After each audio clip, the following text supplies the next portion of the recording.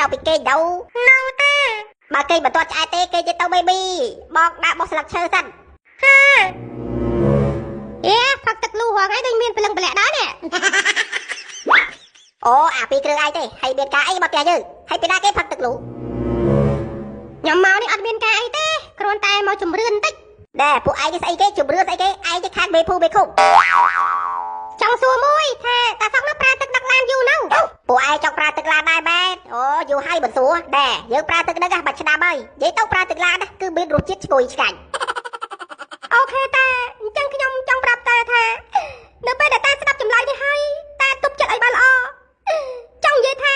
ឡានដឹកទឹកឲ្យតាខាងមុខផ្ទះហ្នឹងគឺជាឡានបូមអាចយើងមិនជឿឯងទេឯងក៏ចេះតែនិយាយចេះតែនិយាយយ៉ាងម៉េចនោះមើលឡានមុខចុំឡានបូមលូអញ្ចឹងពួកខ្ញុំពីរនាក់ទៅវិញហើយក៏ចង់ប្រាប់តាថាឡានខាងមុខផ្ទះហ្នឹងក៏ធ្លាប់តែបូមលូនៅផ្ទះខ្ញុំដែរម៉ែអាជាតិអាជាតិអើយ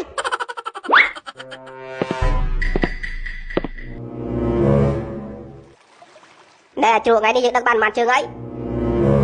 បាន5ជើងហើយតាអញ្ចឹងថ្ងៃនេះដឹកឲ្យបាន10ជើងហើយអូខេ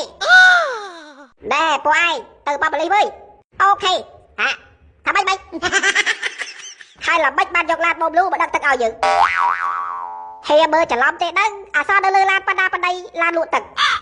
បើថាយើងច្រឡំផ្នែកបោះបើមើលទាំងអស់គ្នាអូច្រឡំឡានបាត់អត់មានច្រឡំឡានទេណែស្គុតពួកឯងបាត់ទេហាទៅប៉ោះវើយ